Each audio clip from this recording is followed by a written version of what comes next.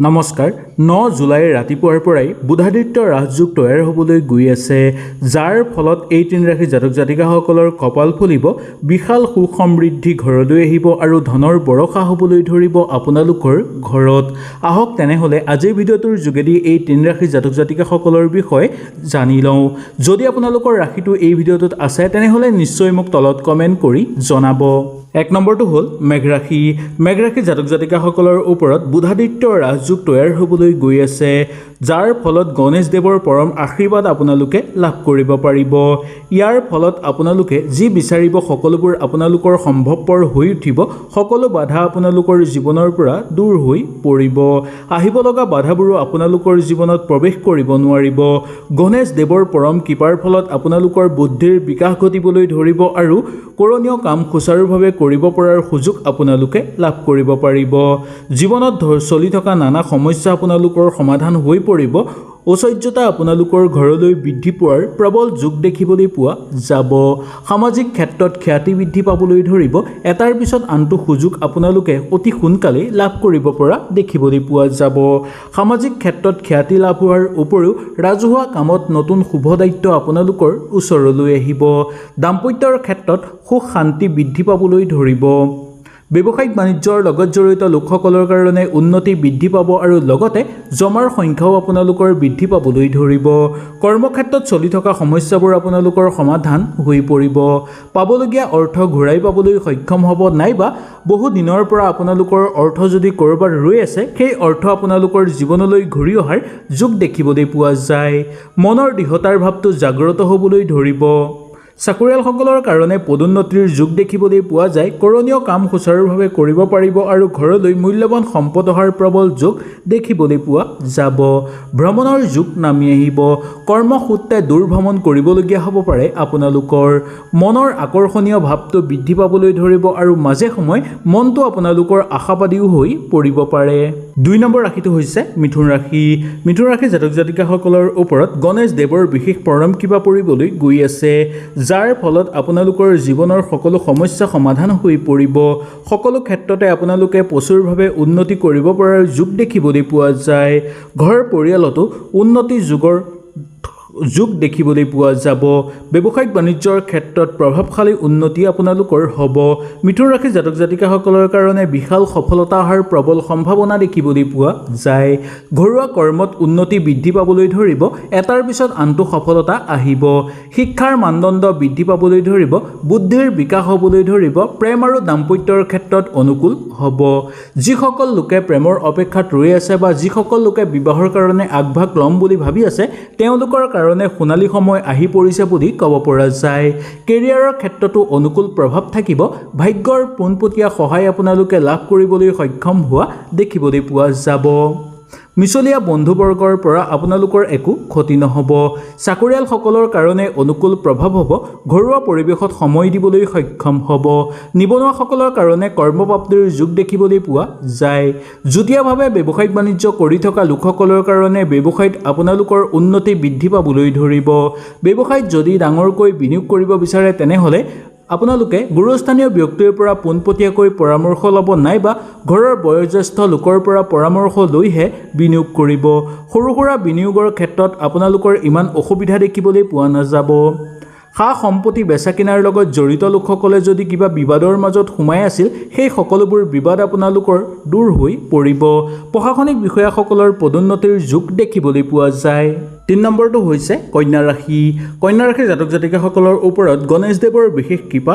দেখিবলৈ পোৱা যাব যাৰ ফলত জীৱনৰ সকলো ক্ষেত্ৰতে উন্নতি কৰিব পাৰিব আৰু প্ৰচুৰভাৱে অৰ্থ উপাৰ্জন কৰিব পাৰিব জীৱনৰ বাটত উন্নতিৰ সুযোগ লাভ কৰিব পাৰিব আৰু এই কন্যা ৰাশি জাতক জাতিকাসকলৰ কৰ্মক্ষেত্ৰত বিশেষ উন্নতি দেখিবলৈ পোৱা যাব কৰণীয় কাম কৰিব পাৰিব ঘৰ পৰিয়ালত সুখ বৃদ্ধি পাবলৈ ধৰিব কৰ্মক্ষেত্ৰত নতুনকৈ সুবিধা লাভ কৰিবলৈ সক্ষম হোৱা দেখিবলৈ পোৱা যায় গণেশ দেৱৰ পৰম কৃপাৰ ফলত আপোনালোকৰ সকলো মনৰ আশা পূৰ্ণ হৈ পৰিব কৰ্মক্ষেত্ৰত সুনাম অৰ্জন কৰিব পৰা দেখিবলৈ পোৱা যাব কৰ্মক্ষেত্ৰত সহযোগীৰ পৰা পোনপটীয়া সহায় সহযোগিতা লাভ কৰিব পাৰিব।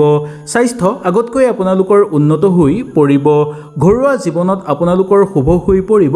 ঘৰত অতিথি আলহীৰ আগমনৰ ফলত ঘৰত এক সুন্দৰ পৰিৱেশ বিৰাজ হোৱাৰ যোগ দেখিবলৈ পোৱা যাব পাৰে। মনৰ দৃঢ়তাৰ ভাৱটো জাগ্ৰত হ'বলৈ ধৰিব। মাজে সময়ে মনটো আপোনালোকৰ আশাবাদী হৈ পৰিব পাৰে।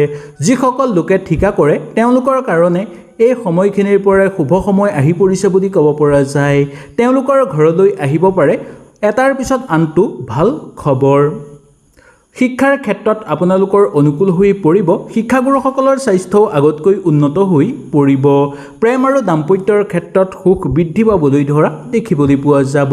কেৰিয়াৰৰ ক্ষেত্ৰত আপোনালোকে মনে বিচৰাৰ ধৰণে আগুৱাই যাব পাৰিব।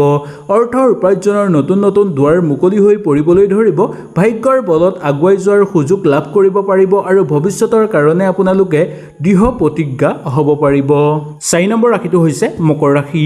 মকৰ ৰাশি জাতক জাতিকাসকলৰ ওপৰত গণেশদেৱৰ পৰম কৃপা দেখিবলৈ পোৱা যাব, যাৰ ফলত 9 জুলাইৰ পিছৰ পৰা আপোনালোকৰ ভাল দিন আৰম্ভ হৈ পৰিবলৈ ধৰিব। ইয়াৰ ক্ষেত্ৰত আপোনালোকে কৰ্মক্ষেত্ৰত এটাৰ পিছত আন এটা সুবিধা লাভ কৰিব পাৰিব। অৰ্থৰ উপাৰ্জন বৃদ্ধি পাবলৈ ধৰিব। অবান্তিক খৰচৰ মাত্ৰা কমিবলৈ ধৰিব। ব্যৱসায়িক বাণিজ্যৰ লগত জড়িত লোকসকলে প্ৰচুৰভাৱে উন্নতি কৰিব পাৰিব আৰু ব্যৱসায়ত বিনিয়োগ কৰিব যদি আপোনালোকে ইচ্ছা কৰে তেনে ক্ষেত্ৰতো সুন্দৰভাৱে বিনিয়োগ কৰিব পাৰিব। ঘৰত বিয়া বাৰুৰ কথা আলোচনা কৰি চাব পাৰে। নিবনুৱাসকলৰ সমস্যা কিছু পৰিমাণে সমাধান হৈ পৰিব। কিছু ক্ষেত্ৰত আপোনালোকে আশাৰ ৰেঙনি দেখিবলৈ পাব। প্ৰতিযোগিতামূলক পৰীক্ষাৰ লগত জড়িত হৈ থকা লোকসকলৰ কাৰণে সুফলৰ আশা কৰিব পৰা যায়। সামাজিক ক্ষেত্ৰত আনক সহায় কৰি আনন্দিত অনুভৱ আপোনালোকে কৰিব পাৰিব। ঘৰ পৰিয়ালৰ ক্ষেত্ৰত উন্নতি বৃদ্ধি পাবলৈ ধৰিব। দাম্পত্যৰ ক্ষেত্ৰত আৰু প্ৰেমৰ ক্ষেত্ৰত আপোনালোকৰ অনুকূল থাকিব। যি আপোনালোকৰ হতাশাৰ ভাৱ আছিল সেই হতাশাৰ ভাৱটো দূৰ হৈ পৰা দেখিবলৈ পোৱা যাব। ভাগ্যৰ পোনপটীয়া সহায় আপোনালোকে লাভ কৰিব পৰাৰ যোগ দেখিবলৈ পোৱা যায়। ঘৰত আপোনালোকৰ নতুনকৈ সম্পদ অহাৰ যোগ দেখিবলৈ পোৱা যাব। সামাজিক ক্ষেত্ৰত খ্যাতি বৃদ্ধি পাবলৈ ধৰিব। যিসকল লোকে খেল ধেমালিৰ লগত জড়িত তেওঁলোকৰ কাৰণে ভ্ৰমণৰ যোগ নামি আহিব পাৰে। কৰণীয় কাম সুচাৰুভাৱে কৰি আনন্দিত অনুভৱ কৰিব পাৰিব। স্বাস্থ্য আগতকৈ উন্নত হৈ পৰিব। প্ৰশাসনিক বিষয়াসকলে কিছু ক্ষেত্ৰত ব্যস্ততাৰ মাজত সোমাই পৰিবলগীয়া হ'ব পাৰে। ঘৰ পৰিয়ালৰ ক্ষেত্ৰত সুখ আৰু সমৃদ্ধি বৃদ্ধি পাবলৈ ধৰা দেখিবলৈ পাব। 5 নম্বৰটো হ'ল মীন ৰাশি। মীন ৰাশি জাতক জাতিকাসকলৰ ওপৰত গণেশদেৱৰ বিশেষ কৃপা থাকিব, যাৰ ফলত আপোনালোকৰ সকলো মনৰ ইচ্ছা পূৰ্ণ হৈ পৰিব। জীৱনৰ ক্ষেত্ৰত আপোনালোকে এটা নতুন সুযোগ লাভৰ যোগ পাব। লগতে জীৱনৰ ক্ষেত্ৰত আপোনালোকে ইটোৰ পিছত সিটো সুফল ঘৰলৈ আহিব পাৰিব। কৰণীয় কাম সুচাৰুভাৱে আপোনালোকৰ সম্পূৰ্ণ হৈ পৰিব। পিতৃ মাতৃৰ স্বাস্থ্য আগতকৈ উন্নত হৈ পৰিব। মনৰ ধাৰণা আপোনালোকৰ ভুল নহ'ব পাৰে। পৰিকল্পিত কাম সুচাৰুভাৱে আপোনালোকে কৰি সম্পূৰ্ণ কৰিব পাৰিব। ঘৰলৈ যদি নতুনকৈ কিবা জীৱ জন্তু আনিব বিচাৰে তেনেহ'লে অত্যন্ত শুভ বুলি মনা গৈছে। শিক্ষাৰ মানদণ্ড বৃদ্ধি পাবলৈ ধৰিব আৰু শিক্ষাৰ কাৰণে আপোনালোকে কৰ্মৰ সুযোগ লাভৰো যোগ পাবলৈ সক্ষম হ'ব। প্ৰেমৰ ক্ষেত্ৰত চলি থকা হতাশাৰ ভাৱটো দূৰ হ'ব। কেৰিয়াৰৰ কাৰণে আপোনালোকে অকণমান সংঘৰ্ষ কৰিলেই উন্নতি কৰিব পাৰিব। অৰ্থৰ উপাৰ্জনৰ বাট মুকলি হৈ পৰিব আৰু অৰ্থ ঘৰত জমা হ'বলৈও ধৰিব। ভাগ্যৰ পোনপটীয়া সহায় আপোনালোকে লাভ কৰিব পাৰিব। বন্ধুবৰ্গৰ লগত থাকোঁতে বন্ধুৰ পৰা পূৰ্ণ সহায় লাভ কৰিব।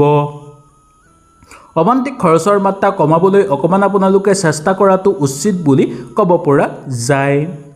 খোৱা বোৱাৰ ক্ষেত্ৰত অকণমান সাৱধানতা অৱলম্বন কৰিলে আপোনালোকৰ কাৰণেই অনুকূল হ'ব।